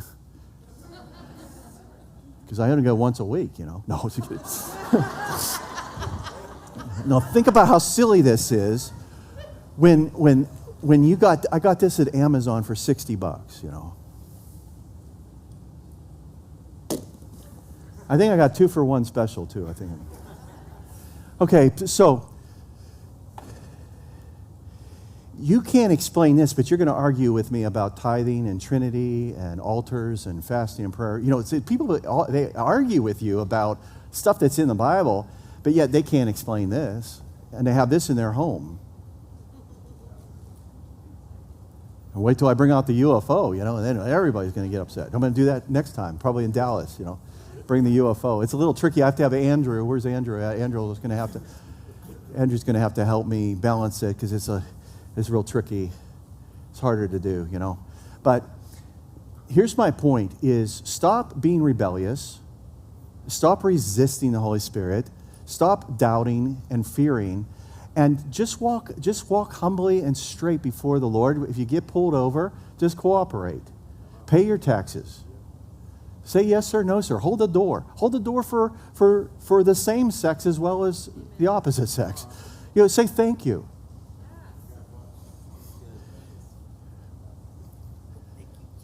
I have to get blood tests and stuff like that for all my flight stuff. I have to get blood drawn, you know, and everything. I have to go through all this stuff, and I got to go through it next week again. I already did it. But, you know, when that lady's jabbing me, I say thank you, and she's like looking at me like, are you on crack? Like, thank you. Thank you? I go, yeah, my sister's one of you people, you know, and I pray for her all the time. And she says, well, you can pray for me. And I go, sure, I can do that. I said, you know, there's a book written about you. And I just witnessed to her. She's like, I like you. It's like, but I didn't realize that, you know, when people do their job, you say thank you, even if it seems like a threat to you. It goes a long way. So then I said, well, I've been practicing all night. Did I do okay? You know, I'm giving blood, you know. And she said, yeah, I said, I want to be your best patient today. And so all of a sudden this hand comes over from the other cubicle, and it's my paperwork. But it's just a hand. And she just pushed print. And I go, I want a printer like that. And she just lost it. So the thing of it is, you're well-informed, you're smart, you study, and you read all these professors, and you watch all these films and these shows, and you study. Because this stuff is going to be in your face in just a couple years anyway. Okay, anyway, whether you like it or not. But at the same time, just be clandestine. Be nice, be kind. Hug a cop. You know, have a hug a cop day. I mean, ask for permission first. But anyway, what does the Bible say? Respect authority. Okay, the same thing is with everything with our government. Jesus said, pay your taxes, didn't he? But give God what's God's. What was he talking about? The tithe. Look at you all.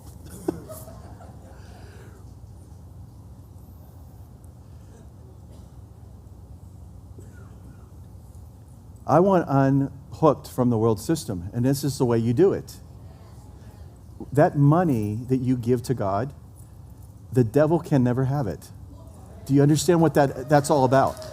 You unhook yourself from the world system. Anyway, this always goes over like a lead balloon, you know. I mean, these things float better than what I'm saying, I guess. But the thing of it is that you're going to find these things out that Jesus said that he didn't make man and then create the Sabbath and put the man into the Sabbath. Like, in other words, he didn't say make the Sabbath, is what it says, and then make man to fulfill the Sabbath. He made the Sabbath for man. Remember? So he didn't like create all these laws and say, oh, now we got to make man so they'll obey me. And so the tithe wasn't made for you to to have to let go of your money. It was to unhook you from Satan's kingdom on this earth. And the same with the Sabbath. You know, do you keep the Sabbath? Yeah, all 7 of them. I'm in the Sabbath rest right now. I'm preaching with a hat on. You know, I can go to hell for that for some people's books, right? You saying? And yet the anointing's still here. And we're talking about UFOs. Got a white hat on, talking about UFOs, and the power of God's still here. And the light bulbs haven't fallen, you know? Now think about this. Those bulbs could care less because they're operating in a different, higher level.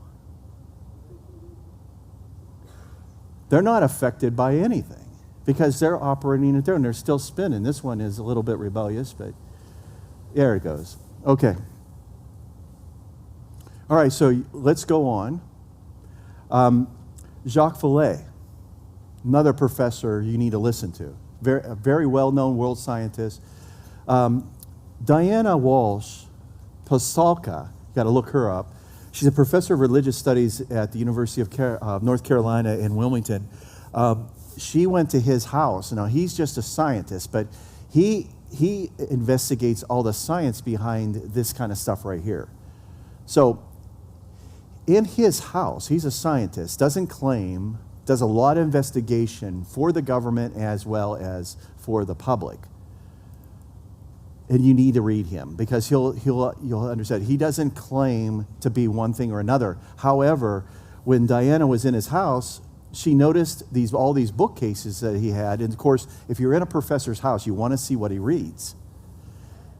And that's what I do. And just so you know, when you post and you have books behind you, I'm blowing it up. And I'm looking to I'm looking to see who you're reading.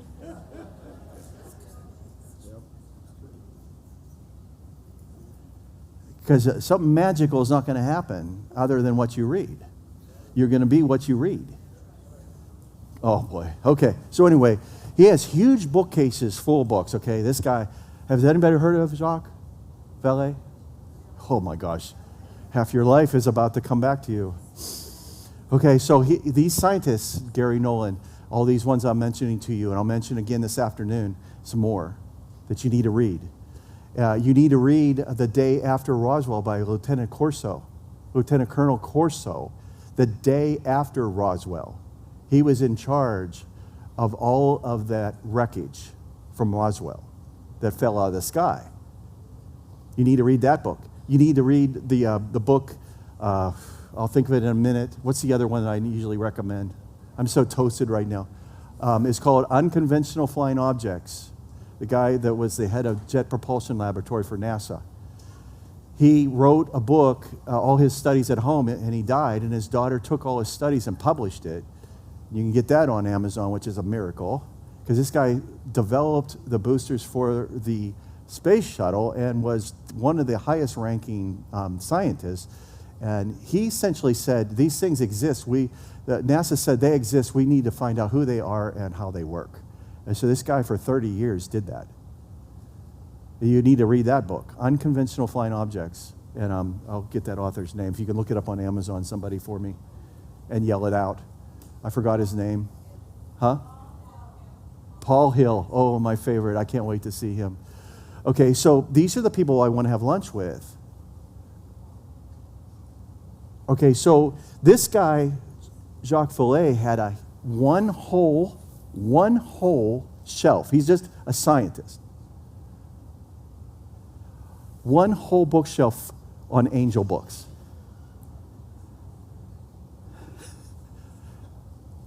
And she goes, you read about angels? He goes, yeah. He goes, look over here. The other whole shelf was evil spirits, evil angels. And she goes, both? He goes, well, you can't have one without the other, right? Okay, so his whole premise, even though he doesn't always state this, is a lot of these scientists are saying these things are not from another planet, they're from another dimension, and they're not good. Okay, these are people that aren't religious. This lady's religious. Did you check? Was I clear? Do I need to go over it again, please? I hope not. Do I need to go over all that again, what I just said? I was trying to show you something that's going on even in the scientific field at the highest levels. Okay, so if you see something fallen, if you see an evil spirit, they necessarily appear as though they're fallen or evil? Or can they appear as an angel of light, to quote a famous, Okay, so you can be deceived, right? Right, so if something that appears to be beautiful and very cunning, very, very talkative and nice, but it could be the devil, right? I've had this happen where, with people as well as with evil spirits, where you don't get sucked into it, and with a person you don't. And I go head to head with all kinds of situations all the time with evil spirits that are trying to hide behind people. And after a while, you just stay head to head with them, and then all of a sudden, the evil spirit just flips out and reveal. The evil spirit. When I look at people that have evil spirits, the evil spirit actually thinks that I'm looking at the person because I see the evil spirit. They actually think I'm seeing them, and they flip out. And I'm like, I didn't see them, but now I do.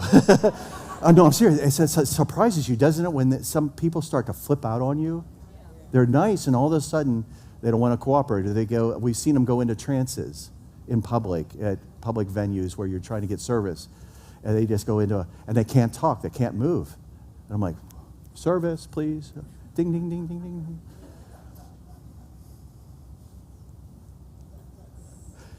And I watch Eddie Murphy says, if he's kind of terrible, but I mean, he said, if you ever want service, at a cash register and there's nobody there, he says, just open the cash register, somebody will be right with you. That's what he said.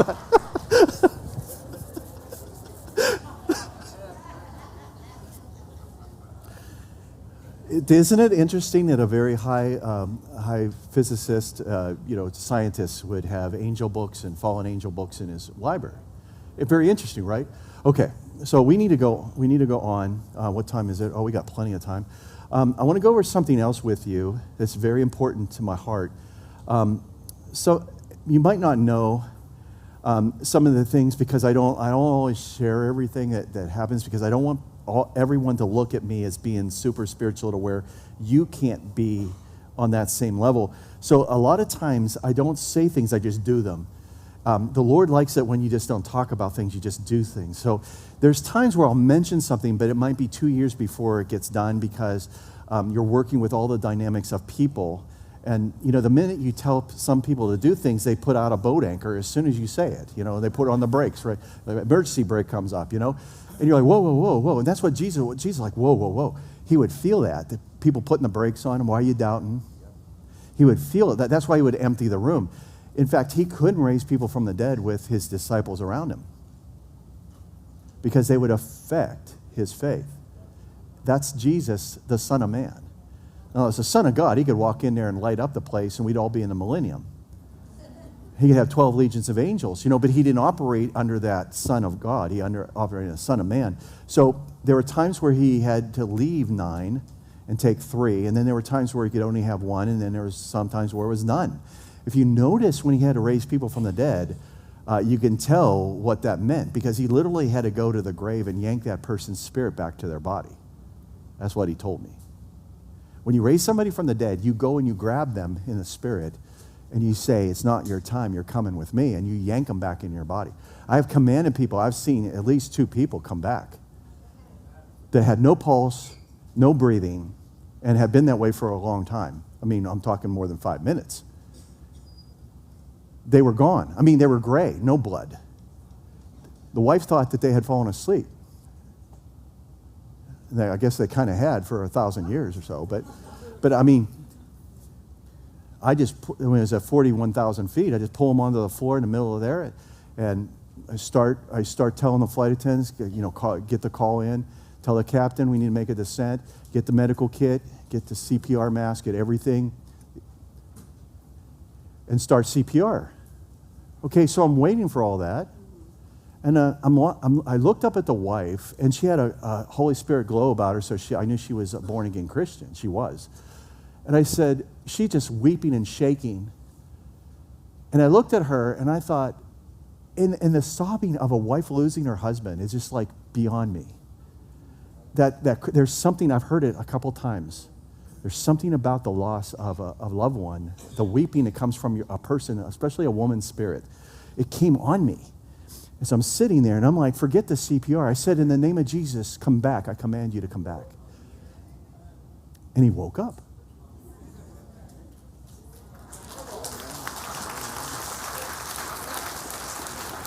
Now, I'd had a steak dinner the night before. I had full breakfast. Well, think about this. The spirit realm is always available to us. It's always here, just like that has always been there for years. How many of you actually be honest and say, that blew me away? Because it blows me away, right? Now be honest, is that how much more is there that we don't know, right? Okay, so I'm doing this to encourage your faith, that if these things are going on, and I just did this for you and it cost me less than $100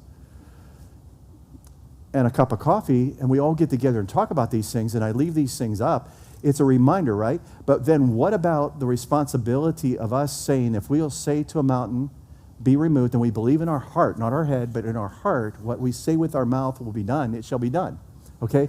It's the same thing with the evil spirits, and I want to get into this because the evil spirits, they do not want Christians to advance or progress in their understanding. Okay, so it's interesting that now science is actually helping us with our spiritual walk. Isn't that weird? To show us, that there's other things going on. Well, then what about if we would actually pray and believe?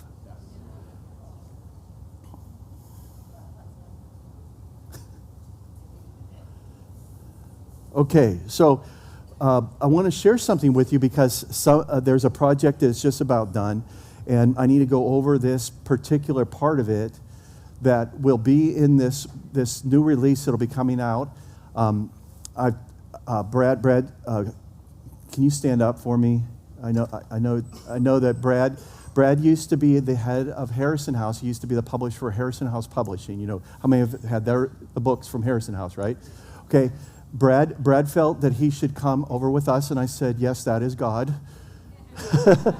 And anyway, we agreed before he left that we would publish, even though we have our own publishing company at Warrior Notes, we would have one book published through Harrison House. So, Brad, you can sit down. Thank you.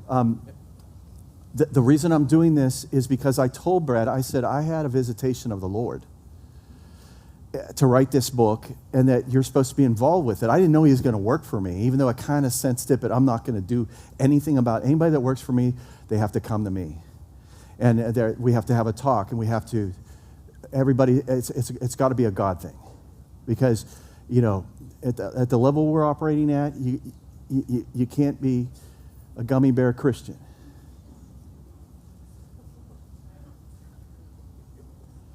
If you didn't believe in devils, you will the day that you get hired here,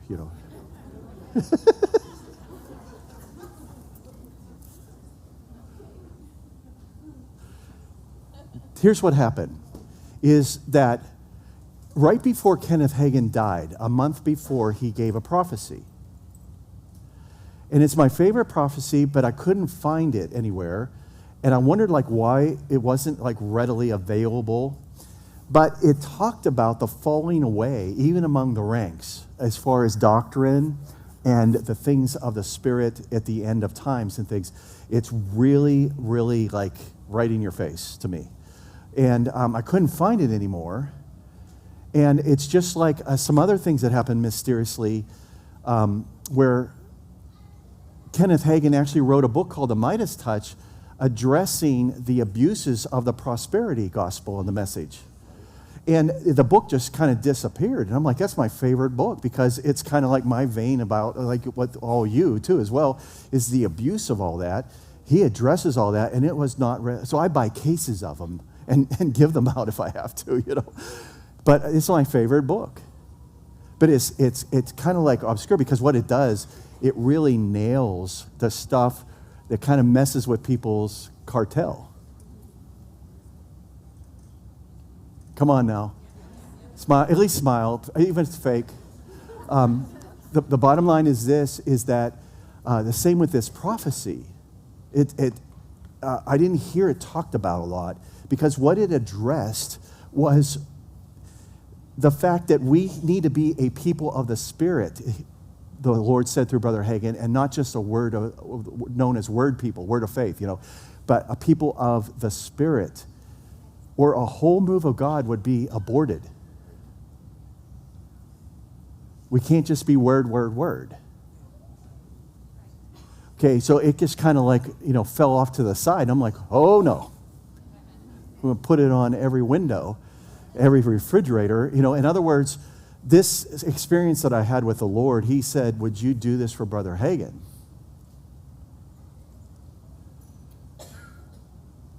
Because, I mean, wouldn't you want to know what the last thing he came out of his mouth was? Like with Smith Wigglesworth, all those guys, if you look at their last sermon, it's really cool. Brother Hagin's last sermon was on love. And so was John's, the Apostle John. Love one another. And then if you look at all the great men and women of God, that they talked about these things that were important, that are not being spoken about. And so Brother Hagin talks about these things. So I want to go over a couple things with you. The reason why is that I'm not against anyone or any movement. I'm just against false doctrine. Because somebody has to draw the lines with stuff.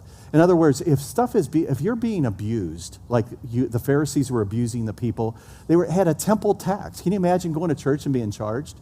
Oh, that's right, it does happen. But you didn't pay. You didn't pay to get here, right? You didn't pay for your manuals. Those are $25 manuals. Those are $10 CDs, right? Okay, so how much money did you give in the offering last night? Oh, there wasn't one. Okay. I'm just trying to show you something that I'm only doing this to say, all I want to do is even it out. All I want to do is show you something like this, that they don't want you to look any further than this. The devils don't want you to look into the things that God says are not, they're not up for discussion. God just gives out commands. If you love me, you obey my commands. That's it. That's New Testament. That is not just Deuteronomy. That is John 15. John 15 is talking about prayer fruit. If you look at the context of John 15, it's talking about prayer. Because after he goes through the discussion about the vine, he goes into, you can ask anything and you'll get it. But it's according to the fact that you're connected to the vine and that you obey him and you love him. And his love language is obedience. It's not food. It's not confession. It's not fasting. His love language is obedience. He said, if you love me, just obey me. If you respect me, you obey me. If you fear me, you obey me. That's what he was saying. He's saying, if I'm really your God, then you're in submission. You're not God. I am, right? That's what he's saying. Jesus is saying, I'm God, you're not. My Father is God, you're not. That's the bottom line with everything. Okay, so he said, yea, says the Lord of hosts, remember that you're in my hands, and remember that I know the future better than you know the past, and all is well. I will alert you concerning that which affects you, and I will show you the way to go. I will walk in it. You will walk in it and be blessed above all people of the world and the earth, and you shall be blessed. For you are my people, and my people shall rule and reign, and the blessings of God shall fall upon them.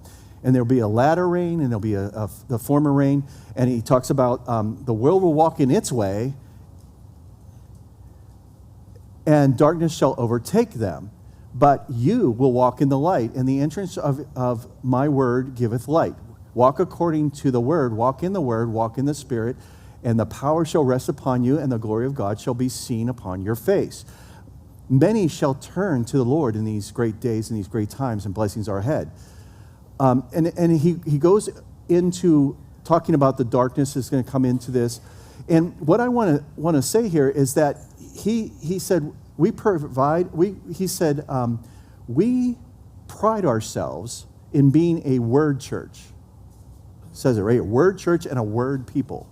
He said, and that's right and good, but he said, for it is true, says the Lord, that you are a word people. But don't forget, you're also a Holy Ghost people, Holy Spirit people, spiritual. Yes, the word goes forth, but again and again, the Spirit has endeavored to move in your midst, and you've ignored him, and you've kept it quiet. This is a month before he passed. You've yielded temporarily to the Spirit, for the Spirit seeketh to manifest himself. He'll manifest himself in revelation, revealing unto you the word of knowledge, the word of wisdom, those discerning spirits. He's endeavored to speak, for he does speak unto his people by the Holy Spirit. Tongues and interpretation, prophecy, many have held back and would not speak out. And by doing so have quenched the Spirit. And not only quenched the Spirit, but grieved the Spirit. Yea, listen to me what the Spirit is saying. For there will be an outpouring of the Holy Spirit in these latter days, latter rain, early rain, latter rain, fruit of the earth. It's coming. But this is it. He's talking about your preparation. But he also talks about those that will leave and walk away from their own ranks.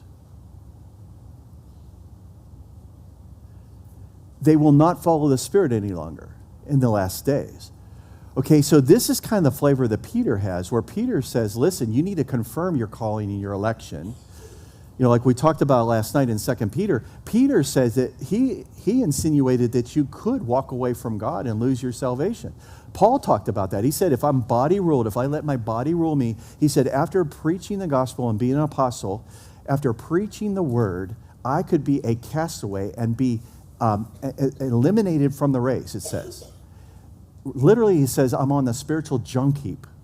I'm pushed aside after preaching because I let my body rule me. I was disqualified because I let my body rule me. So this warning, and I'll get into, that's enough for now because I'm going to say some for tonight. The reason why I'm saying this is because the visitation that I had was that what Brother Hagin spoke right before he passed was not only where we're at, but where we should be going and where we may go if things aren't changed. Okay, which means that we do have a will, and that even though the Spirit is willing, like he says, the Spirit has always wanted to speak, but you have held back. And he's wanted to move in your midst, but you didn't let him. Okay? It's pretty clear. So I have to say this because with this book, I'm going to present it back to the foundational truths of walking on the ancient paths that God established, which is easy because you're yoked to him and you're learning from him. It's not hard because Jesus said it's not going to be hard. If it's hard, you might want to see how much you're involved with it. So if you have, like what's happening here, this is free. You know, in a situation where I would have the polarity, where I'd have a stronger magnetic field, so I'd have a stronger positive and negative and impose them. If I had substance where it was free energy, it was just coming off the substance, like what I'm trying to tell you. That's how this all works, is you have substance with a strong bond with electrons that are much stronger bond than in this atmosphere, and you introduce it here. It would appear to be supernatural. And that's how these fallen angels appeared, where they can move things and you couldn't even approach them. You would be repelled. Well, that could be weaponized.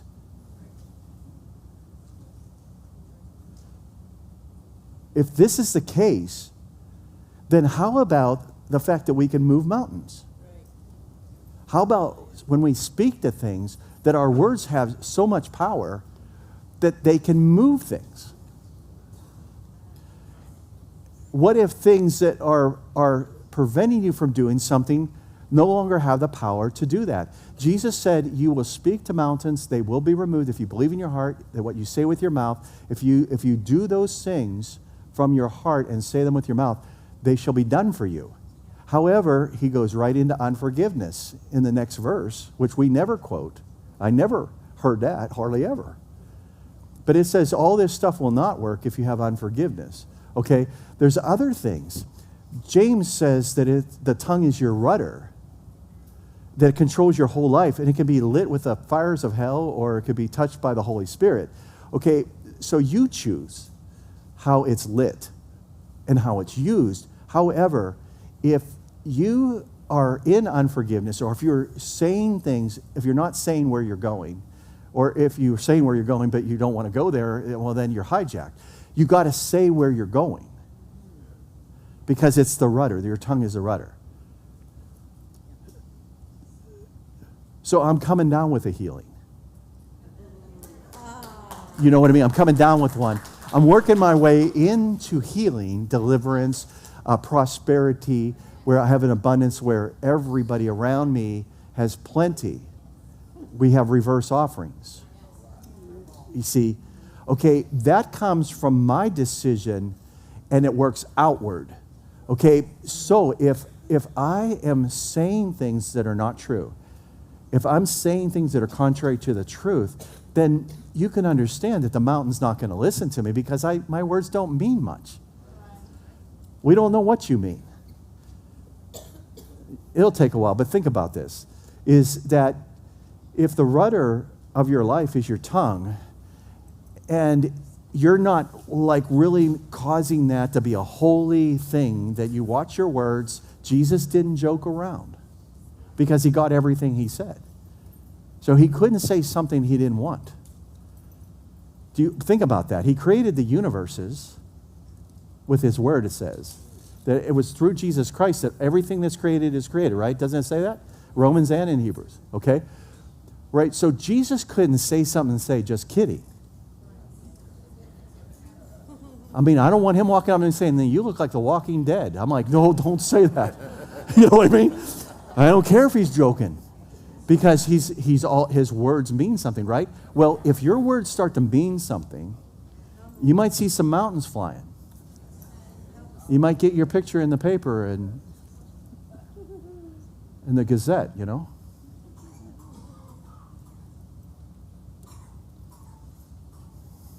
This is why we're powerless. We're not tapping into what's available. Okay, so the spirit realm is around us all the time. The power of God, the resurrection power of God is all around us all the time. That's what I was told. When I was sent back, I was told to preach this. I was told to preach that the limitations are in your mind. They are not in your spirit. You don't know defeat in your heart. You always believe. You don't give up. Your heart, you always want the best for people. You're always believing for the best. It's your mind. That's where the warfare is. So I humbly ask you to buy my book. No. I humbly ask you to pray that this message gets out the proper way to everyone, because the Lord asked me to do this, because I understand the situation that we're all in. I get it. You know, I spent 30 years at a job at an airline, and, you know, I studied and read my Bible, and Kathy and I prayed more than most people do. I understand all that, okay? But I was fine with just staying at my job. I was fine with walking away from being a pilot, but I ran into it on my way to obedience. I ran back into my dream. Okay, I rocked right back into it. You know, it started here in Latrobe, right? At the airport. When I got born again, I went to the airport. I watched the Blue Angels fly in the A4s. I saw the guy, number 1 airplane in the solo. I saw him come flying by upside down.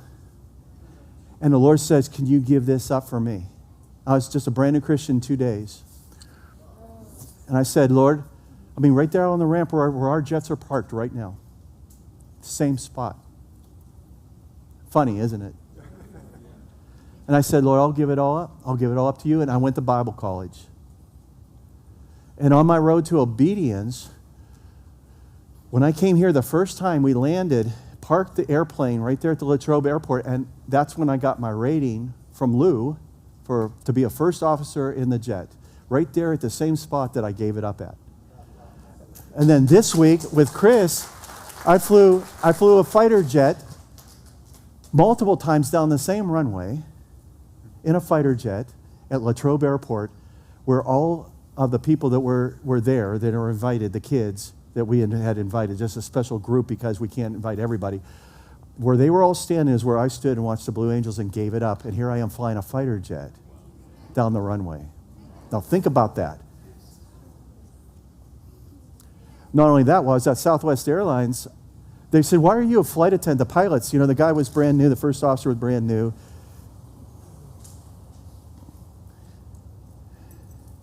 I said, well, it's a long story, but I gave it up. I had an experience with the Lord.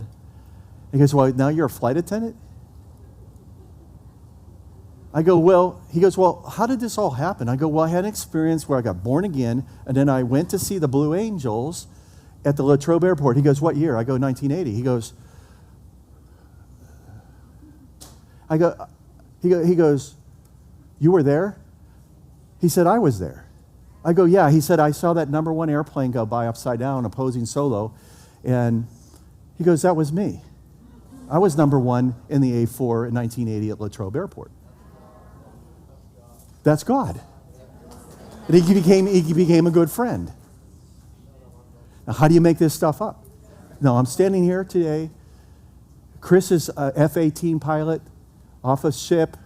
He now works for us. He flies with us. I fly with him in the fighter jet. How do you make this stuff up? You can't. Okay, so on your road to obedience, these things happen, and you don't jimmy with eternity. You don't mess with it. Some translations say that God sits in heaven and eternity is a servant standing beside him. That eternity is a servant. Think about that. Okay, so the God that you serve, you got to remember that there is a chessboard. There's a 7-level chessboard going on. You are on level 1 with him. There are multiple levels of chessboards. There are some chessboards where you don't even play on that board. There's a level where it's God and the devil. You have nothing to do with it. There are things going on that you don't get invited to the meetings. There are evil spirits that only the church is called to take out as a whole. You can't go after these things yourself. You'll go to heaven early. Now look at your thought. Look at you. There are things you don't mess with. If you think about, you have power over serpents and scorpions. Those are earthbound devils. Those are under your feet. Those are earthbound. There's all kinds of other levels. The ones that you're dealing with, that you're frustrated with, are the ones that have intermixed themselves with the kings of men, which is a level that was taken out of the King James Version in Ephesians 6, but is in the Geneva Bible. This is the frustration. These devils won't listen to you because they have the will of the person, and they are kings and leaders. King James didn't want that in there because he didn't want Christians, to think that they had any kind of authority. Now, hear me out, because if you look, the translations should read like 1 John. It says, actually it's John chapter 1, verse 12, says that to those who embraced him or believed in him, he gave them the power to become sons of God. But that word isn't the word power, it's the word authority. He gave them the authority. And what you'll find is there's 2 words for power. We think it's automatically the dunamis, but there's exousia, which is just authority, which means you don't have to have any strength on your own. You don't even have to be armed. You could be 100 pounds and be Barney Fife with 1 bullet in your pocket. Now hear me out. If you look at some of the translations, they're slanted. But the Geneva Bible, people died. The Catholic Church killed all those people. Tyndale, they killed all those people that translated the Bible. They didn't want the Bible out. They wanted it in Latin, where you couldn't read it. Come on now, you all looking at me? So you had to go to the priest. Those people died. But if you look at that translation, you'll see that the thing that frustrates you the most is that you have people in high authority that have been hijacked. And they can do whatever they want. They can make decisions the way they want it to happen. And we sit there and think, how can they do this? How can they take our country from us? How can they do this? This is because of the warfare on that level takes the church. Okay, so you can come up to these people and they may not manifest because they're manifesting all the time. Some of them might not even be who you think they are. You don't know that. I mean, I have proof that there's some things going on. Okay, I say this because there's a Geneva Bible. Okay, so if you go back before King James, there's stuff in there. It's just like certain books of the Bible disappeared out of the Bible. I just want to know why. I'm fine with one, but you realize that James almost didn't make it into the Bible because it was too hard. You realize that Jude almost didn't make it in the Bible because it quotes Enoch. And they had already taken Enoch out. So, I mean, they took Enoch out. I don't know why. Jesus, weeping and gnashing of teeth, that phrase, that phrase is in the book of Enoch. So Jesus read the book of Enoch. Now, some of stuff might not be true. I have questions about certain things in there. That's probably why it didn't make it in. But Jasher is mentioned in the Bible, and it didn't make it in, but the guy didn't have good math. He didn't add up a lot of the statistics right, so it didn't make it. But that doesn't mean that stuff that's in there is not right. I can name other books that I want, like the Book of Wars. I want that book. It talks about, the rest of this is in the Book of Wars. It talks about in the Old Testament. If you want any more information on this, read the Book of Wars. I'm like, what Book of Wars? What about the Book of the Giants? What's going on there? Where's that at? What's in the Dead Sea Scrolls? Okay, so I'm saying this because we ought to be focusing on what is being kept from us, even in the translations, because essentially we should be operating at a higher level than what these so-called aliens are. That's going to be a problem in the days ahead because the government's not denying it now. The problem is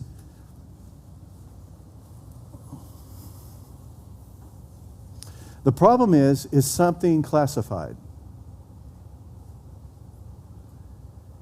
And can it be weaponized? Okay, I can't stop yet. So I still got 8 minutes. I'll show you an example. Remember anthrax?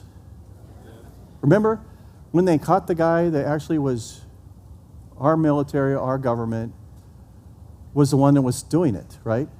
Remember that? See, they were hoping you forget, but do you remember they caught the guy who would go out into the water with it and put it and put it in that he was sending it to people. Do you remember that? Look at y'all. Do you remember 9/11? Okay, no.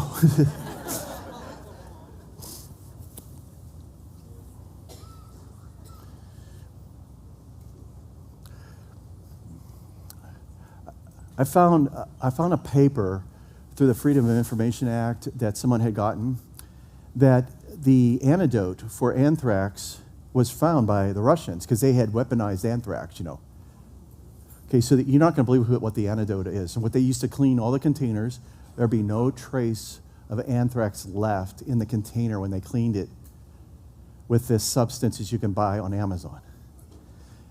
Colloidal silver.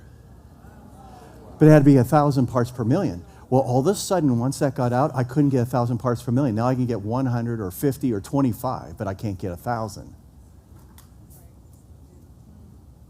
you want me to go on? No. Well, you know what? Just chew on a silver coin,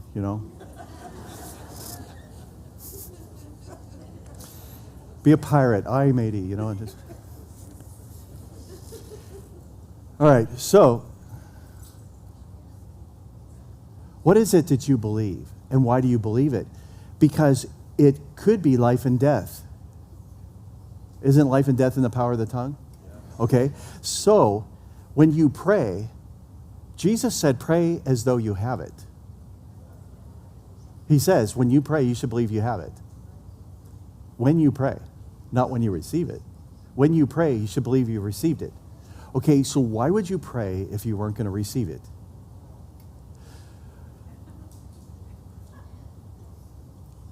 Does anybody wake up and go to work to lose money? I mean, do any of you have a business say, oh, I hope I lose money today? Do you look at your investment and say, oh, I hope I lost some money?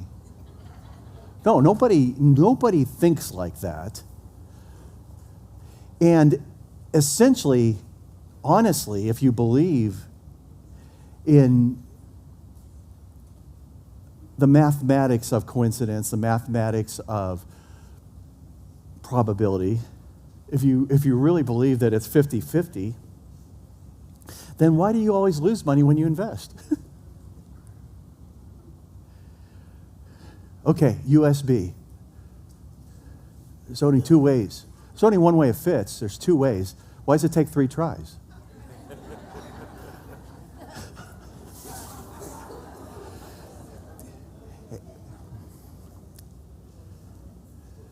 Why does it take 34 people to work on your roads? There's only one guy with a shovel and 33 other supervisors. And why, when the pothole is filled, why is it a worse bump? Because it's overfilled. I'm just asking for a friend. You know, why are there 10 hot dogs in a package and only 8 buns in a package? See, we don't ask questions. I could fix your road in a day for free. So why does it take a year and 34 people? It's corrupt. Okay, so you have to be sure of what you believe. You have to be fully convinced, and you have to take training wheels in your prayer. You have to have training wheels. You have to say, listen, James says if I ask for wisdom, I'm going to get it. So just train yourself by praying for wisdom. Forget about your finances for just a minute. The way you got there was years. It didn't happen last night. You got there in your financial position one day at a time, so it's not going to get fixed necessarily in a day anyway. So let's pray for things that we know we're going to get. How many of you can pray for humility? Because you're going to get it. But you're going to have a head reduction. Okay, so you start to pray for things that you know that are in the Bible that are yours, right? You pray according to the Word, and you get predictable about the supernatural. The same power that rose Jesus from the dead is dwelling in you. I mean, you should be at least lit up like this light bulb. No matter what you're going through, you should at least find some sort of power and joy from within. Here's the other thing. If you study and you play golf 7 days a week, you can do what the professionals do. But if you start going down from there 6 days a week, 5 days a week, 4 days a week, and if you drive like Tiger Woods, it'll really ruin your game.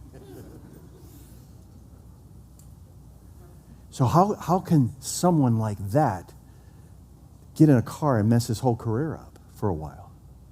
Okay, so, but if you do something every day and you practice, everyone else will think you were born in a manger with shepherds around you and angels. But all it is you practice.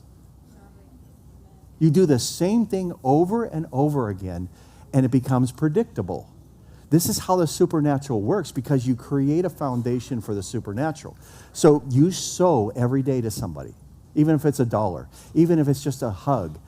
You give a good word to somebody. You do it. Kathy knows this. We never went to church. Every time we went to church, we've been married 30 years, 31.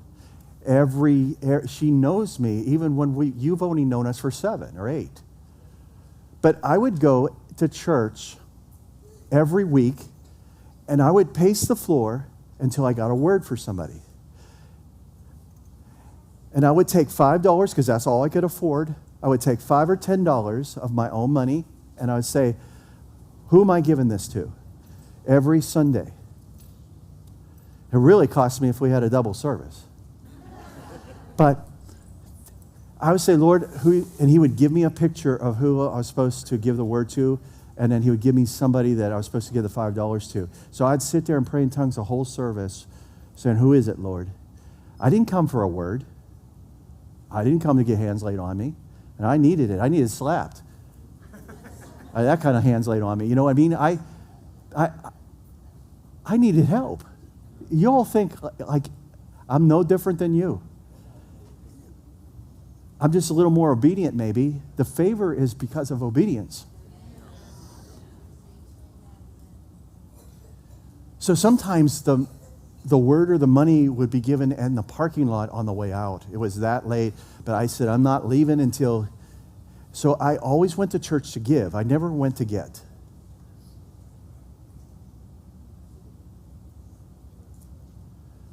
And I remember my pastor at this church. He was a prophet. The guy pulled me out. The guy pulled me out. I was one of the singers. Israel Houghton was the music minister. And me and him would travel with a couple other people with Kim Clement, this crazy guy with long hair. I didn't know what I was doing. I had just come back from heaven. Just married Kathy. We're sitting on the front row. And Pastor Mike calls me out. He goes, "Thus saith the Lord, there are many books inside of you. You're going to write many books." He started prophesying over me. And Israel Houghton's like, yes. I thought, I don't want to write any books. There's no books inside of me.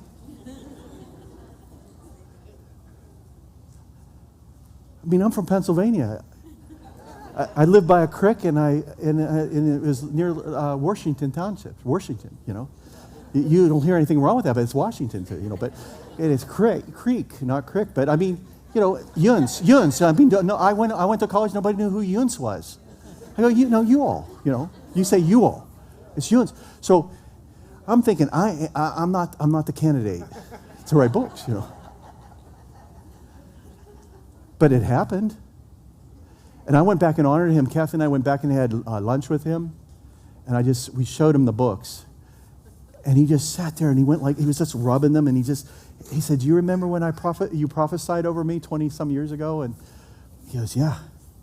He's like, "Can I keep these?"